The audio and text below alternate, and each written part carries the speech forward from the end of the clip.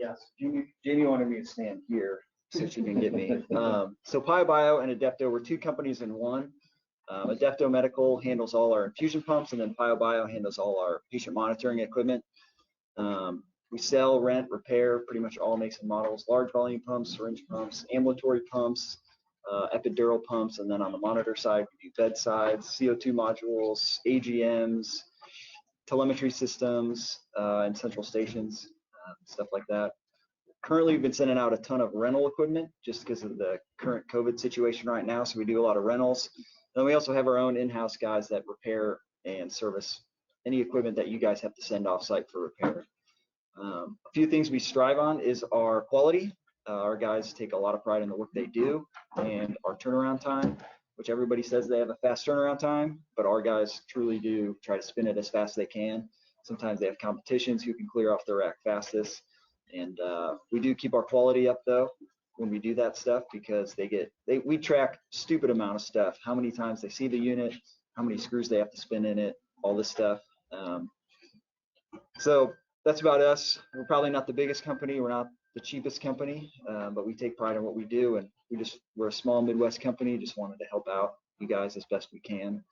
And speaking of you guys, I know the nurses and the doctors and all the clinicians get all the credit right now, but they are useless without the biomeds that can at least fix the equipment. You guys know how to source it, you know how to fix it, resurrect the old equipment when they're low on units.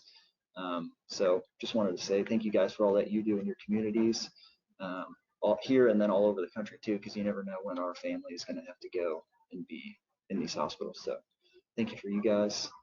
That's about us. Al and Danielle here. One note to that real quick. Oh boy. Oh boy. These guys have been such great support for all three of these local associations, and I think that, I mean, most of the vendors are, but these guys are every time you need something, they are always setting to the plate. So please keep them in mind if you have service needs. Thank you, Tim. Thank you. Check out their fun video on LinkedIn. Yeah, we try to have fun. We try to have fun. If you haven't seen it. We'll do another one here soon. Keep you guys entertained. So. What's the LinkedIn? Is it Adepto or PioBio? LinkedIn? Yeah. Both, I think. It's under both. We have a Adepto page and a PioBio page. So we're still two companies. We build two separate companies, but we're all under one roof together. So, yeah. All right. Great. We're going to get over to Al and Danielle. We'll talk a little bit about plan for succession. Thank you. I'm glad Clint added that last part after saying clinical staff is useless, right? Yeah. So thanks for coming. A lot of familiar faces in here this morning. Today, Danielle and I, this is what, our fourth stop? Fifth Yes, on this topic, a very important topic on succession planning. Who's prepared to take your place? I am Vice President of Healthcare Strategy for Accruent, and with me is Danielle, Vice President of HTM for AAMI. So let's jump right in. So our agenda for today, we're going to talk about the difference between leadership development and succession planning. For a lot of people, when they think about succession planning, they only think about it in terms of leadership positions, so managers, supervisors, directors. And what you'll see today is it's important for you to have a succession plan for every position within your organization. We'll work through the details on how to do that. I'm going to review a plan for developing leaders along with some available resources. Does anybody here know Ken Myler at Accruent Summa? So Ken was at the session that I did, not this one, but I did a session at MD Expo in Dallas. Had an occasion to talk to him afterwards and asked him how he's doing. He says, well, I'm doing good. And I said, you learn anything? He goes, yeah, what I learned is that I'm not going to go to any of your sessions anymore. And I said, what? Why? He said, because I can't keep up with your recommended reading list. And so I'm going to cover a couple of recommendations on things that you can access that give really good detail on how to develop yourself as a leader and how to develop others. I'm going to talk about a career ladder that my team developed at Aurora Healthcare when I was there. That was an outstanding program that really engaged and motivated our staff. If you're in competition for quality engineers, and everybody is, right? If an engineer has a choice to go to work for somebody who has a program in place that can ensure that they're going to be able to grow and mature versus somebody who doesn't, gee, who do you think they'll pick? And then lastly, Danielle's going to review AAMI's HTM succession planning guide, and we'll go into some detail about that. And you're probably getting a There's a handout for that. There's enough for everyone. So some questions I always like to start out asking. Are there opportunities that you're missing because you have neither the time nor the available talent to pursue them? When I was running my program at Aurora Healthcare, so it was a 15 hospital system based in Milwaukee, and we were extremely data driven and extremely aggressive about finding ways to optimize our technicians' performance and productivity. And it was so interesting to talk to some of the frontline staff who would say things like, oh, I know where this is going. You're looking to make us all more productive so that you can get rid of some of us. And I was like, are you serious? Do you have any idea how many opportunities are out there for us that we haven't grabbed hold of because we simply don't have the bandwidth to do it? If I make you more productive, it takes you less time to do what you need to do relative to fixing equipment. There's a ton of other stuff that we can go after that's going to bring more value to our organization. The second question is, are you confident that you can consistently recruit new talent and retain the talent that you have?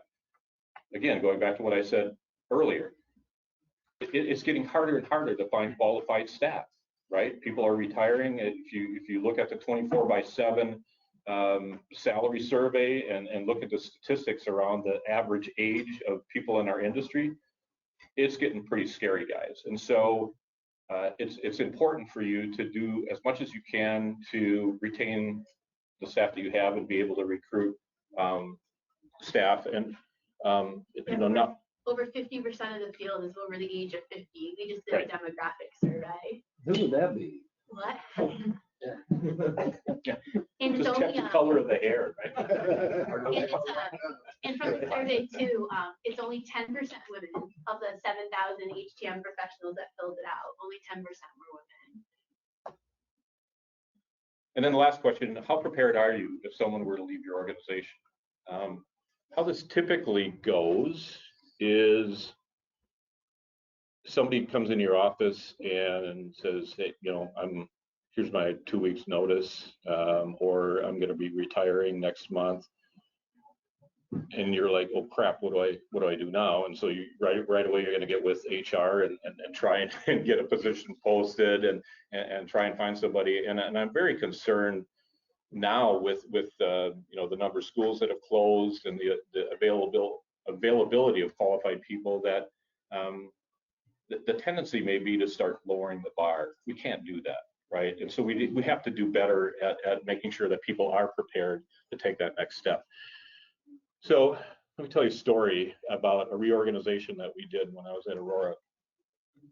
So this is at budget time, and the CFO of one of our biggest region came to me and said, Al, appreciate everything you've been doing. You're doing a great job for us, but here's the thing, man. I need another $500,000 out of your budget for this coming year. Oh, okay.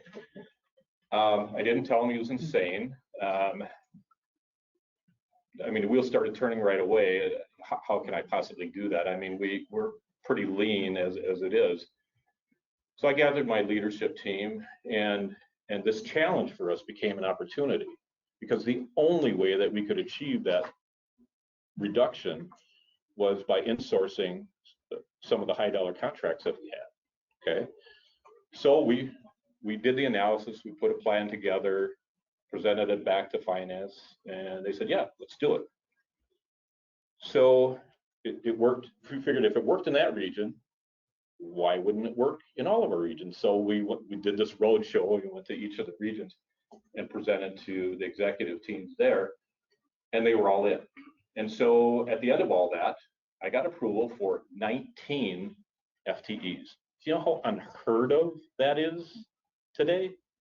But I got approval for 19 FTEs. It's like a whole department in some hospitals. Yeah, exactly. So here's the challenge that we face, though, is that I'd made certain commitments in order to get those 19 FTEs, right? Associated with those were a certain amount of savings over and above what it cost me to build up this program. And I needed to deliver that savings right away, which meant that I couldn't groom people into those roles. I had to hire people from the outside that already had that skill set. So that's what we did. And, you know, it worked out well for us because in most cases, the guys that ended up turning the wrench on those CTs and MRIs and nuke med cameras were the same guys that had been doing it previously for the OEM, but now they worked for us, which was fantastic.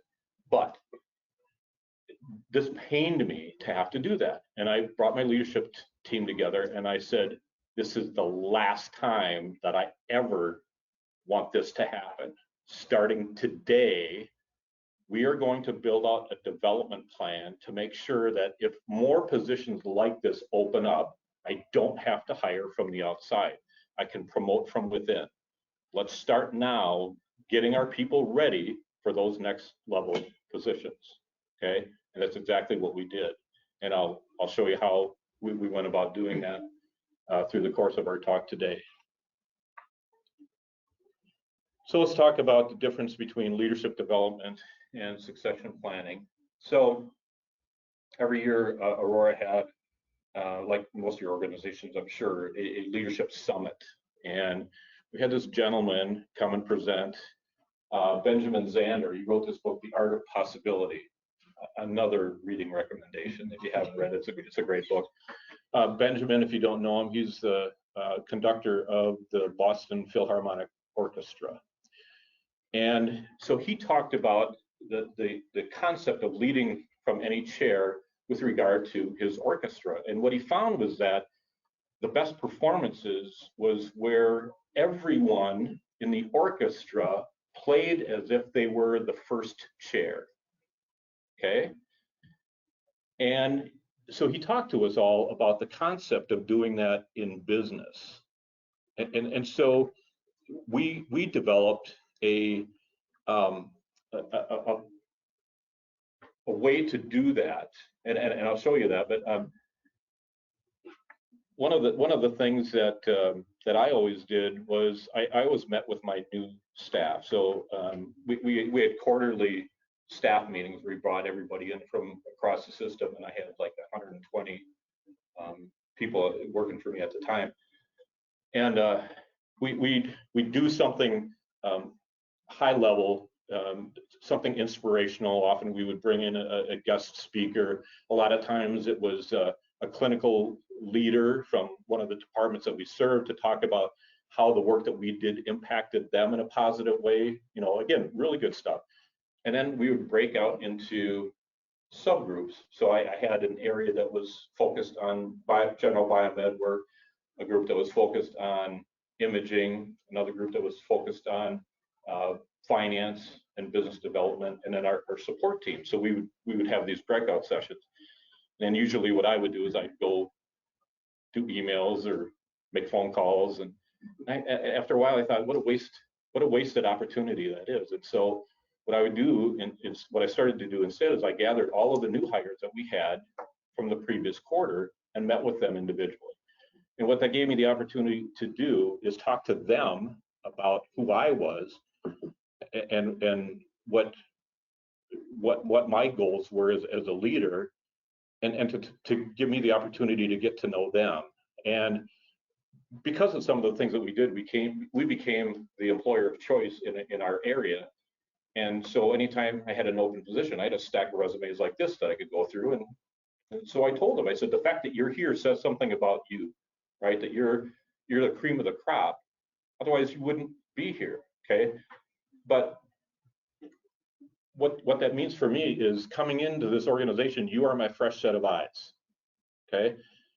If you see anything that we're doing that doesn't make sense to you, or you know of a better way to do something based on where you came from or previous life years, I want to know about that. I want to know about that, because those are the kinds of things that help us continually get better. And the reason I call that out is you have to give people permission to lead. Everybody isn't going to just automatically do that, right? You have to tell them that that's your expectation as a leader, that I want your voice matters. You're the ones on the front lines. You're the ones that see how screwed up things can be in the work that you do every day. Let's talk about that. Bring that to me. Let's figure out a better way to do it. And that's what helps us continually get better. So one of the things that we did relative to leadership development is, so what I have up here is a job description for a Tech 1. And there was a line item that we added into every single job description except for the entry level. So we had a biomed assistant position, a non-degreed position that didn't have this, but every other one did. You can see it says, acts as a resource on more technical issues and mentors biomedical assistants to help them grow in ability, responsibility, and experience. So you as a Tech 1, you have a responsibility to lead. I want you to coach and mentor those people that are a level below you to help them get better. Here's a Tech 2 job description. Acts as a resource on more complex technical biomedical equipment issues and mentors biomedical equipment Tech 1s and biomedical assistants. Same thing with a Tech 3, to coach and mentor and develop Tech 1s, biomed Tech 2s, and biomedical assistants. So we created an expectation of everyone to lead from any chair, okay, and help develop our team and make them better, make everyone better. My wife was a nurse, and there's a saying in nursing that they eat their young. And what they mean by that is they don't do a good job of supporting each other and helping the new nurses coming into the field succeed. They don't do that. Let's not do that. I've heard a number of times that, hey, I had to figure it out on my own. You can too. Baloney. Let's help each other succeed. Okay.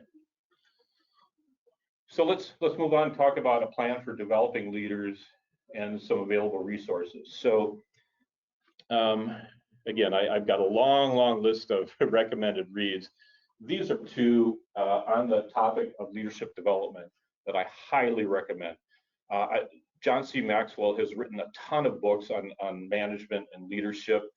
And I've always said that, if I ask the question, how do I identify leaders? Well, if you aren't a good leader yourself, how are you going to be able to identify leadership abilities in others, right? So that's where you have to start. Make sure that you are a good leader, and that's where the book on the left, Developing the Leader Within You, really helps with that. And then the second one, Developing the Leaders Around You, is one that once you are at a point where you're confident that you're a good leader yourself, now you move on to helping develop other leaders. And I always talk about how important it is to have that in the back of your mind in the hiring process. And I trust me, I know it's harder now. Just the number of candidates that you have access to isn't what it used to be, right? But what I always would look at is what leadership abilities does that person have? And I don't care if they're just a technician position. I look for those qualities. Another series of books that was put out by Mac Anderson is called Simple Truths. Anybody familiar with the successories? So those motivational posters you see hanging up all over in corporate offices, right? So that was another business that Mac Anderson had. But he published a bunch of books called Simple Truths, and they're very quick reads, and they're very to the point. And one of them that he published that I really liked was You Can't Send a Duck to Eagle School. which means that people have to have the ability and the foundation to reach a higher level, right? Before you can expect that they will, right? And in that book, he asks the question: if your job was to climb a tree, would you rather hire a squirrel or train a horse? So, I mean, think about that too. So let's move into talking about, and by the way, this is another book by John C. Maxwell, The 21 Indispensable Qualities of a Leader. And these are some of the things that if you're looking for leadership ability within an individual, these are some of the things that you look for within your own staff. So the first one is character. This person is solid as a rock. They walk the talk, and they live out their integrity in everything that they do. Okay, you all know people like that, right? If they don't have strong character, you probably don't want them in a leadership position, right? The second one is charisma. These are people who draw others to them like a moth to the flame, and you all know people like that within your own departments, right? Unfortunately, not all of them use that for positive purpose. I've had a couple of those discussions with staff. It's like, you need to use your powers for good instead of evil. I think it goes back to like when you talk about the squirrel versus the horse. I think, when hiring people, I would always say, like, I can teach you the technical skills if like you need a little help, but you can't teach someone like how to be a human and how to be kind and that customer service piece. I think people either got it or they don't. And that's hard to teach. Yeah. To teach the empathy, I guess. So recommendation, Danielle, don't ever say that to Manny Roman. Yeah. Yeah. Because you can actually turn some people around and teach them what they didn't learn in their life, school, whatever. But I get your point. Yeah. The next one is commitment. And these are people who they'll do whatever it takes. And that commitment is reflected in their actions every single day. Communication. I'm sure you all know people that can communicate to people at any level and do it comfortably. I can't tell you how important that is when you reach a level of leadership within your organization. You're going to have to sell ideas and programs to the people above you. You better be able to communicate with your staff. You better be able to communicate with clinical leadership, and you better be able to communicate with executive leadership. Right, Doug? Yeah. Right, Chris? Competence. This is somebody who's always on their game. They always look to excel. I've mentored a lot of young guys that had certain struggles. There's a thing, and this is an actual psychological diagnosis. It's called imposter syndrome. Have you ever heard of that? So it's where you're convinced that it's only a matter of time before people find out you have no idea what the hell you're doing, and then you're gonna get fired and live in a box under a bridge somewhere, right? But when I talked to those folks, and I knew they had the ability, right? I always said that the two things that are key to success in anything is two things. First of all, competence, because you can only fake that so far, right? And then the second is confidence. Competence and confidence, and they have to go together, because if you got the confidence but you have no confidence and courage in presenting yourself, you're just not going to make it. And that leads to the next one, which is courage. And people with courage, it's not just for themselves. Often you'll see that these people have a mindset of not just I can do anything, but we can do anything. And when you're leading a team, that's critically important. It's up to you all to instill that kind of a mindset into your team, to say collectively, we have what it takes to win the Super Bowl. Okay, let's go do it.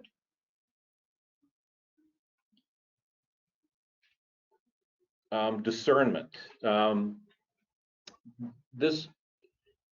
These are people who can find the balance between what's in their gut and what's in their mind, and how to use data to come to the right decision. Another book, Malcolm Gladwell wrote a book called Blink. Everybody read that? So the topic of that book is around that. I found it so interesting that he says it's been proven that the most complex problems are best solved from the gut. We have all heard of paralysis by analysis, right? That it's the simpler things that you use the data to drive decisions, support your decisions. But the more complex the problem, the better decision you come to, just using your gut. Okay, focus. There's a saying that if you chase two rabbits, both will get away. So it's like focus on the things that are in front of you, that have the highest level of criticality, and don't try and spread your focus on too many things at once. It was a hard lesson for me to learn as I was growing up in the industry. Generosity. You find that the best leaders are very, very generous with their time and their talent and their money. Okay. And of the leaders that I know, that's exactly who they are. Initiative. I always chuckle when I think of this. We all have things that our dad said to us when we were growing up, and one of the things that my dad always said to me when I was growing up was, "Do something, boy, even if it's wrong." I never waited to get direction on what to do, and very recently, one of our the gentleman who's now the CEO of our company, he said, Al, one of the things I always appreciated about you is that you knew where to plug yourself in, and you just did it. Nobody had to tell you to do that. You all have people within your organizations that are like that, right? Foster that, help that grow, and help those people get to leadership levels. Listening, their followers, their customers, their competitors, their mentors. These are people who are intent on always getting better, so they're always listening, right? The Dalai Lama said that when you speak, you can only talk about things that you already know, but when you listen, you might learn something. Passion. I don't need to talk about this. It's important for you to have passion. It's what, for those of us that have been successful in the industry, there's a reason why we do this. There's a reason why we're excited to get up and come to work every day. You can see the difference between those people that when it comes to whatever time you typically quit, 4:30, there are those that are out the door the second the second hand sweeps past the 12, right? And there's others that I got stuff to finish up, right? I'm not done with what I got to do yet today, and those are people with passion, and particularly for those of us working in the medical industry, most of the people that work in the medical industry have passion. It's taking care of patients and helping people get well. Positive attitude, that's always been one of mine. I don't know if anybody's done the Strengths Finders assessment. It's an assessment. Gallup put this thing out, and it's actually pretty accurate. And there's like, I don't know, a couple hundred questions that you answered, and depending on how you answer them, they'll tell you what your top 5 strengths are. And positivity was one of my top 5 strengths. And I think about that often when I think about what we've been in, the pandemic, right? I mean, the stuff that HTM departments have had to do through the pandemic is, I mean, it's a ton of additional work that you never had to do before or even think about before. And especially now, having a positive attitude and keeping up the morale of your staff is critical, right? So something very much needed with leadership. Problem solving. I mean, that's what we do. That's who we are at our core. We're problem solvers, right? Relationships. Again, being able to develop strong relationships. You know, over the years, I've heard just countless stories about dealing with working well with IT departments or facilities departments. And at the end of the day, it comes down to relationships. And I can't tell you how many times I sat down with the leaders of those groups and came to a common point, right? Which is, if we're lobbing ping pongs back and forth at each other, what about the clinical staff and the patients that they're taking care of? What does that do to them? Do we want that? No, we don't want that. Okay, then how can we work together in such a way that we bring maximum benefit to those folks, regardless of where the problem lies, right? So it's so important to be able to develop good relationships. Responsibility. These are people who own the problems. They take ownership of everything that they do. And the thing you'll find common too is not only do they take responsibility, they take accountability for the things that they're compelled to deliver. Security. This isn't cybersecurity. This is, you know, having security in yourself and your ability to do things. Self-discipline. You know, covered that a little bit too. That you don't have to be driven. You're self-driven. Okay. Servanthood. There's 1,000,001 books out there on servant leadership. But you know, some in the room have actually reported to me at one point in time, and they'll tell you that was a big part of my leadership mantra, was to be a servant leader. I talked to a couple of people this morning about that topic. Is my role was to equip my team with the things that they need to be successful, whether it's training, whether it's test equipment, whether it's whatever, right? But they're the ones doing the actual work, and so you really need to be a good servant leader. Teachability. Again, people that want to continually get better at what they do are going to be very teachable. I think about my own kids, and I'm sure all of you have been through the same, where they don't take coaching very well until they hit rock bottom, and then all of a sudden, okay, Dad, what am I doing wrong? But you know, the best leaders are very teachable because they want to know, and they will seek out people to gain information from. I went from carrying a toolbox into a leadership role, and I didn't know squat about healthcare finance. What I did was I made an appointment with our finance director at the site I was working at, and I said, would you be open to spending some time with me to teach me about healthcare finance? Sure. So we spend a number of sessions, and that's how I learned healthcare finance, right? I didn't wait for somebody to come and teach me this stuff. I sought, you know, guidance and mentorship on how to do that. And then the last thing is vision. This is so important. People that are in the top 5-10% of HTM departments in the country, they don't see things as they are. They see things as they could be, and then strive toward that. Okay.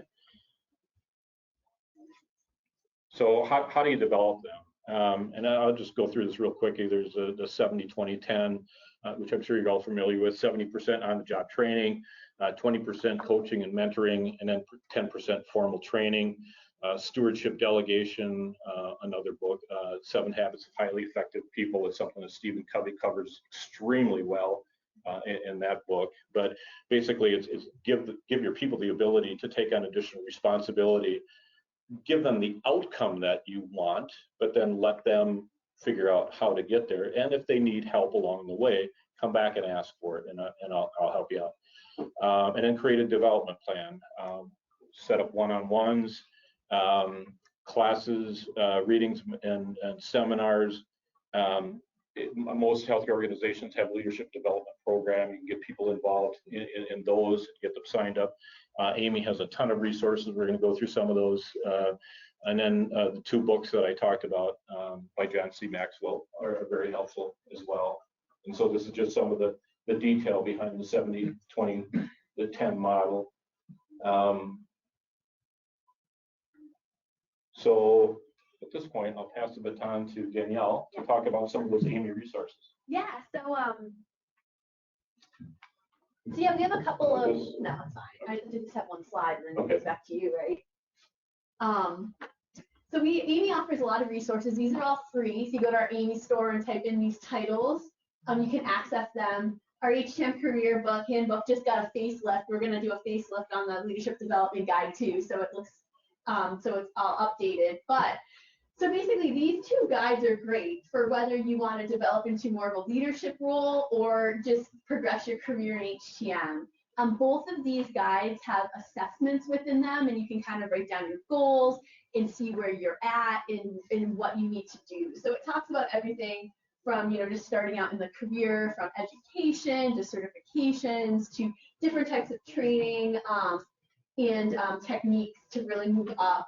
So they're very helpful. I definitely recommend you guys checking them out. Again, they are, I think we're going to show it on time, so I won't belabor these, but definitely check them out. If you have any questions about them, definitely reach out to me. And also, I just also want to mention, and we talk about the succession planning guide at the end, we can't do what we do at AAMI without our volunteers. I am the HTM department at AAMI. If people don't know that, people think I have a monstrosity of a team, and I do not. So basically, we put a lot of work making all of this come to life, but I can't do what I do without all of your help. And everything that we put out has a whole team of volunteers behind it.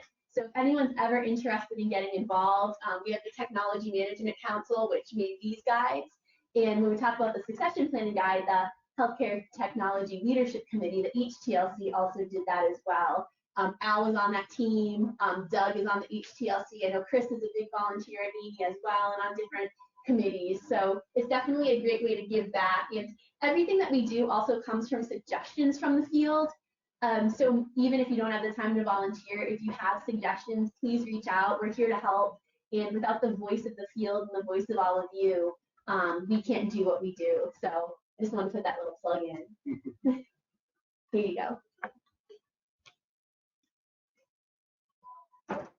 So I'm going to go back to this for a minute. One of the things I want to call out is in both of these publications, there's a 6-step process, which is common to literally any path to success.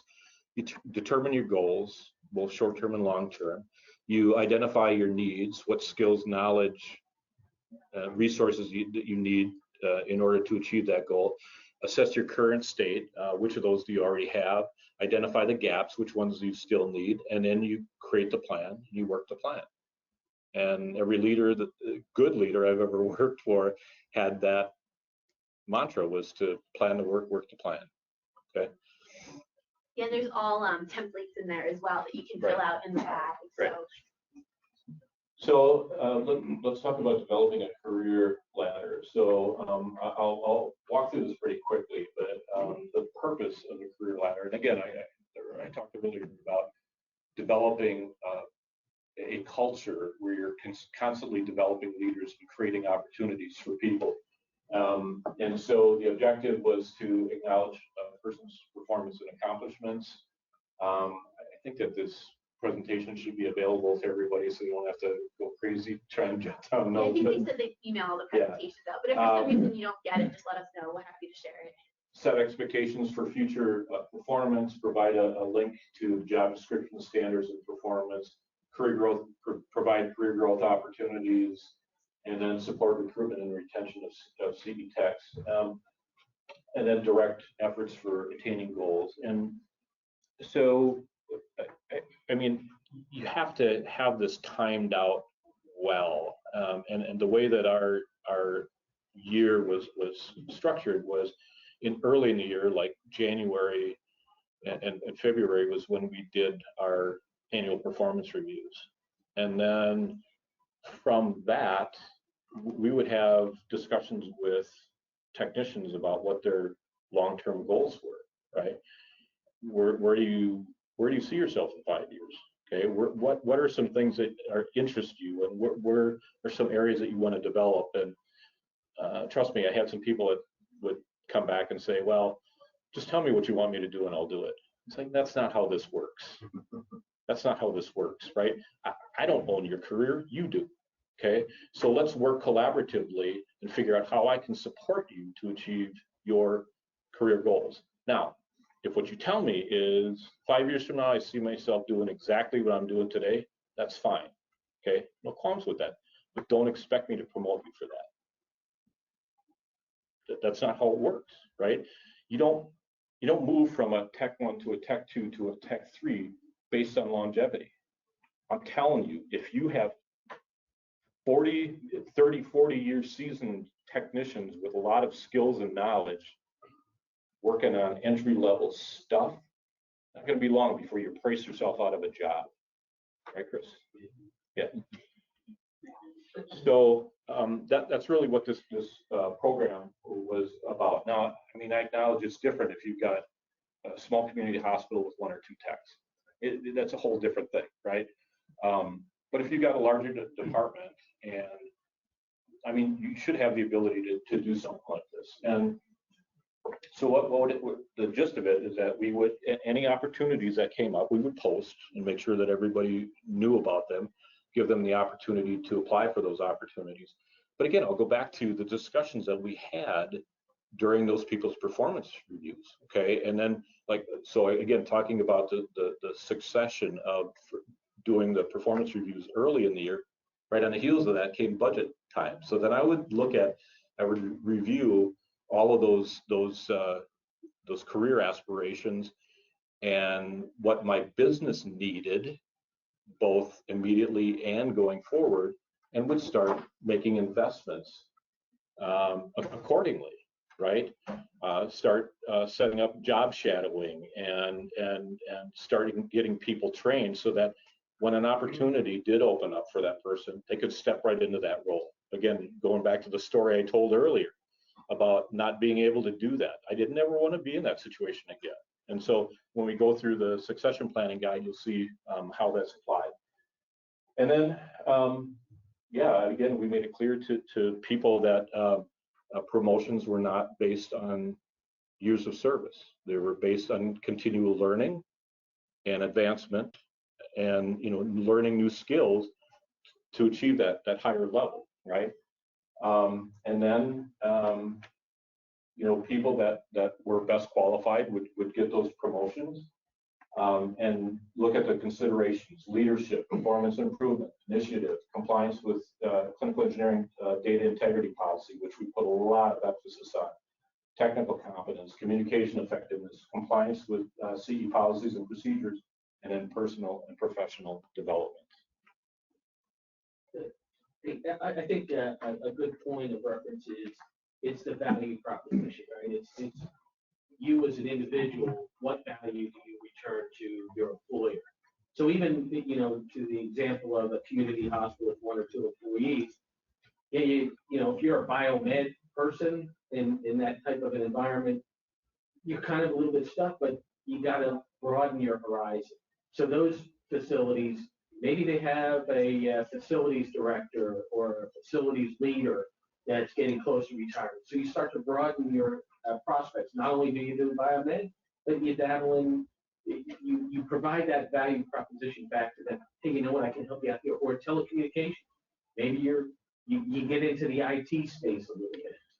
You add that value to who you are, and that provides your career ladder, your growth to that little small community hospital where you're not just a biomed person, you're now something more. Well, even growing you're at a big hospital too. Like I know we were at Hartford Hospital, we took on digital signage. Like it's not the most cutting edge, but we helped. We were there. Other service lines didn't want to do it, so we picked it up. And as you pick up stuff, you can get more employees. You can show the value of your department and really like nestle yourself in there. So that's a great point. So in my world, because I noticed in one of your slides, in some of the verbiage, there's biomed techs and imaging engineers. And one of the things that drove me crazy as I came up in my career was that there's this delineation.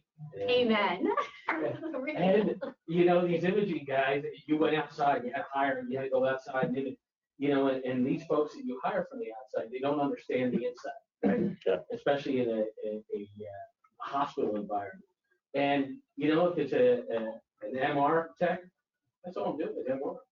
If there's a gating monitor sitting in the corner and it's time for PM, and hey, I'm PMing the MR, but I'm not touching that, get your biomed guy to do that. That would infuriate me. So I said, hey, I'm not doing it. When I build my own program, I don't have a career ladder that talks to. I reward your skill set. If you're an IT, cybersecurity, medical device expert, guess what? You're valued the same way that an imaging engineer is valued. If you're a clinical lab expert, you're valued the same way as an imaging engineer.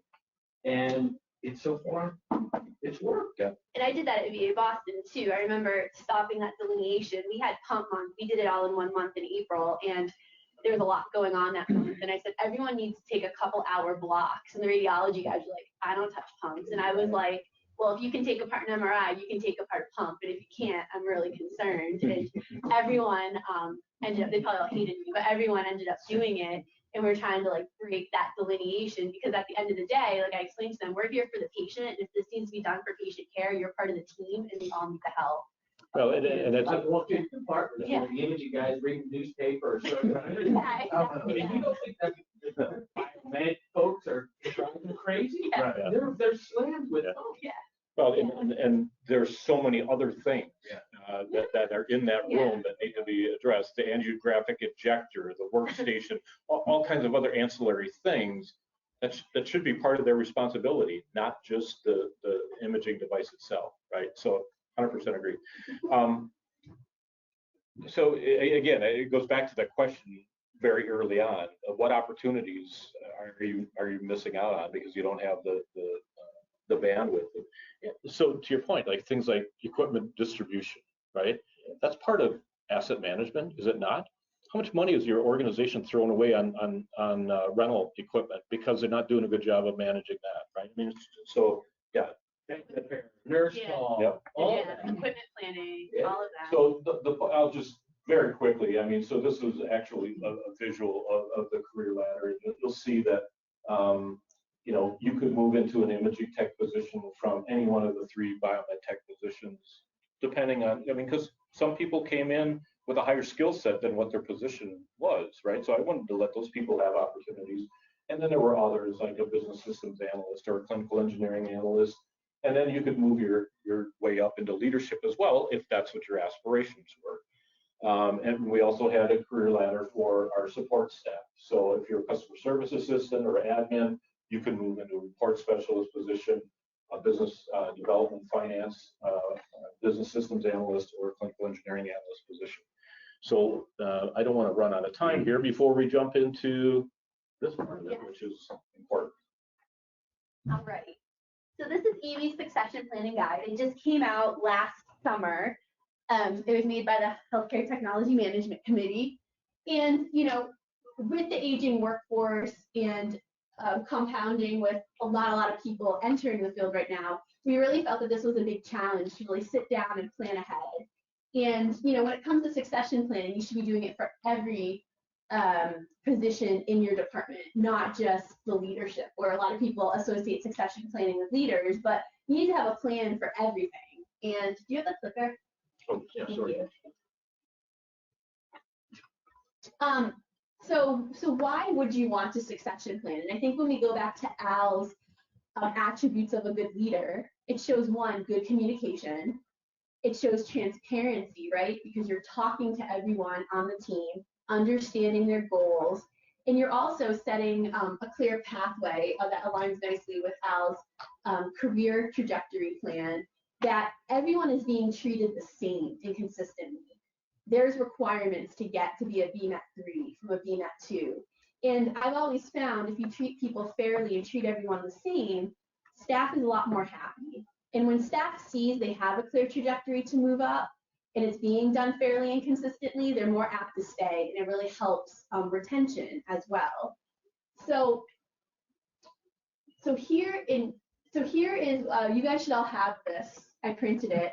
If you download the guide from the AAMI website, this is interactive. You can actually fill it out on there. You don't get the color coding. So basically, you can go through this right? Everyone on your staff. And also their current role, what specialty skills they have. And the reason why this is really important is even if you're not just looking at planning for the future, you want to determine gaps. So if you're in a large department and you only have one person trained on vents, maybe that's a gap and you want to get another person because you never know what's going to happen.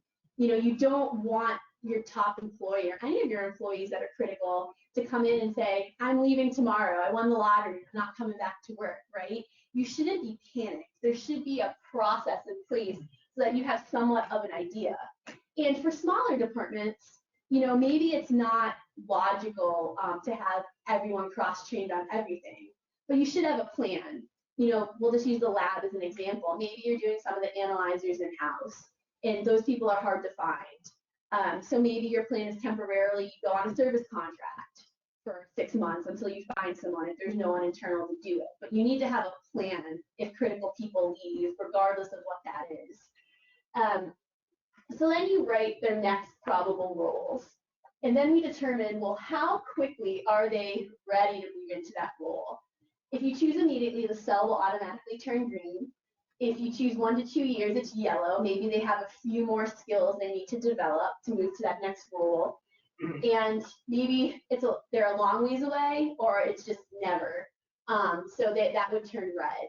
So you can also filter the spreadsheet by color. So you can also look and see, okay, how many people you have immediately ready to move to that next role, which roles you don't have someone immediately ready to move. Maybe you have 3 BMET 1s ready to move on to a BMET 2, but you look and see, well, I don't have anyone ready to take on that BMET 3 role. We need to focus in that area. The next key competencies that are needed. So this is part of creating that development plan. Maybe they need to be a BMET 3, they need to be trained in anesthesia or medical device networking. This is where you clearly put that down. It's clear to your employee what they need to do. And then you talk about that generosity that Al was talking about, offer them that training so they succeed. And take the time to understand what they want to do. And employee aspirations is also really important in these columns because, if my plan is to promote Cliff to the BMET manager and Cliff has no aspirations to be a manager, he wants to stay a bench tech, that shouldn't be my succession plan. You need to make sure that what people really want to do and what they want to aspire to. Some technicians don't ever want to be managers, and that's okay. It's not as glamorous as it sounds sometimes, and that's fine. You really need that. You need those people that are great on the bench with their tools, with networking, and also understanding, when you start talking about employee aspirations, I know we can't ask age or when they're going to retire at some organizations, but some people will say, well, in the next 5 years, I plan to retire. That's the perfect segue to start succession planning, or maybe even cross-training, because you ideally want to catch someone ready to retire or leave as far in advance so you can start having another person shadow them or understand their department, meet the key contacts, and just train on the equipment. So I can't stress enough, it's just really important to really think through this at every level, even down to your secretary or administrative assistant, because you need to have a plan for everyone because everyone's critical to the department. When I used to do goal planning with my staff, I would always ask them to make a personal professional goal. So that could be anything. Maybe they want a certification. Maybe they want to learn about anesthesia, and giving them that opportunity to really learn and see what their interests are. Because when you invest in them, they're going to invest back in you. So really understanding where they are. And sometimes, when you have these red boxes, it's having that difficult conversation and being transparent with the staff. Well, with the person, hey, you either need X, Y, or Z, or this isn't, going to happen, and this is what we need to do to get there. I would also always tell my staff that at the end of the year, if you were surprised on what you got on your review, then I failed you.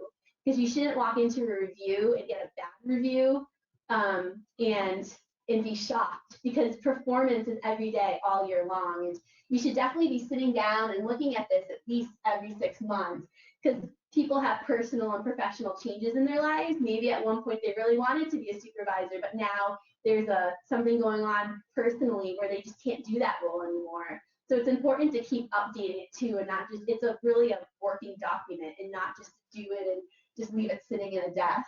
But I think that's all, right? I think one thing too, I'd like to mention, be prepared to your HR department. So Yes. as you're trying to promote people and you have this great plan put together, one of the questions that I got was, well, how many BMA 3 do you have? Doesn't matter, right? They Yeah. can all be BMA 3s. It's the value that we're delivering. Right. But they don't understand that. They want to, hey, you should have Yeah. a plan to have 3 BMA 3s or 2 Yeah. 2s or what. And that brings a great point that I forgot to mention. Your succession plan doesn't just have to be to backfill a position. If your BMAT 3 leaves, let's just say leaves the BMAT 3, people just sometimes just robotically say, I'm going to post it. But you really got to look at your department. Now with networking, cybersecurity, you may have a better need for a networking engineer versus a BMAT 3. So part of your succession plan is really looking at the positions you have and determining if you need different positions, because that's your time to change it. That was a point in time where I brought on a parts procurement specialist position. I did a time motion study and determined that on average, my techs are spending an hour per technician per day on the parts process. Identifying parts, ordering parts, following up on part orders, doing repairs, changes. An hour per technician per day. I had 80 technicians at the time. And I'm like, that's crazy. We can do better.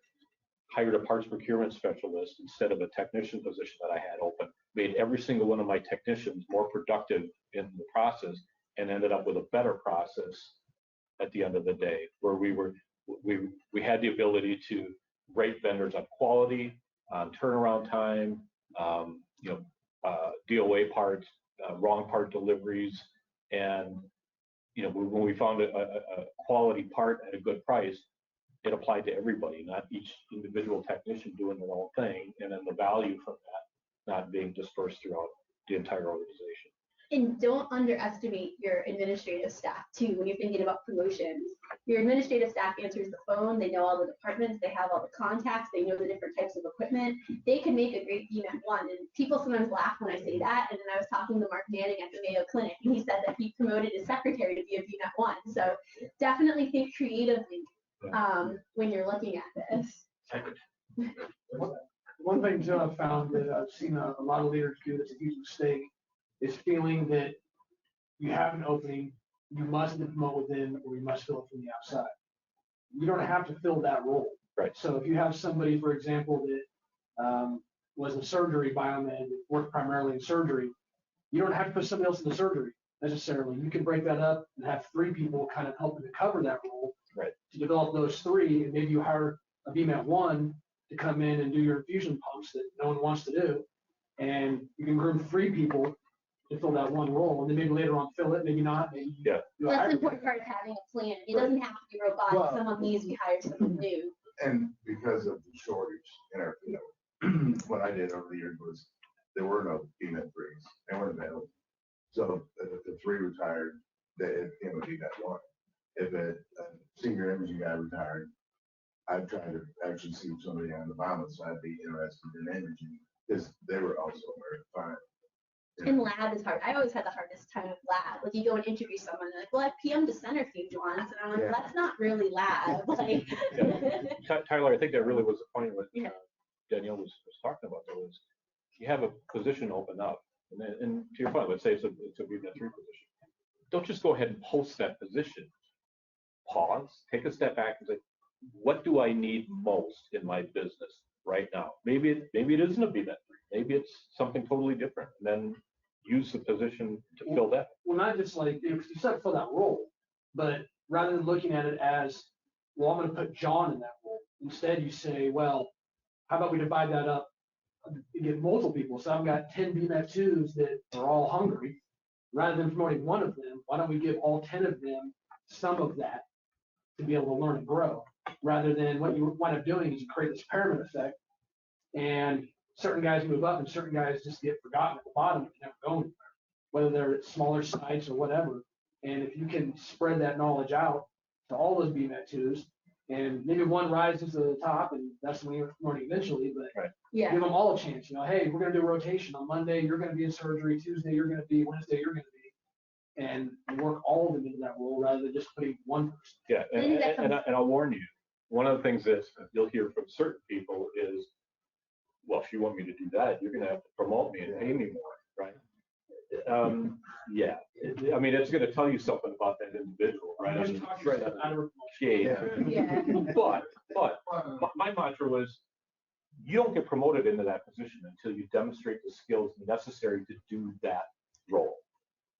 And that comes back to the point of treating everyone the same Yeah. and giving everyone equal opportunity. And then if one prevails, one prevails. So if you have know. biomed techs and imaging engineers, one of the things that I saw, the dangers was your biomed tech, well, you're paying, you have a whole different salary structure for an imaging engineer.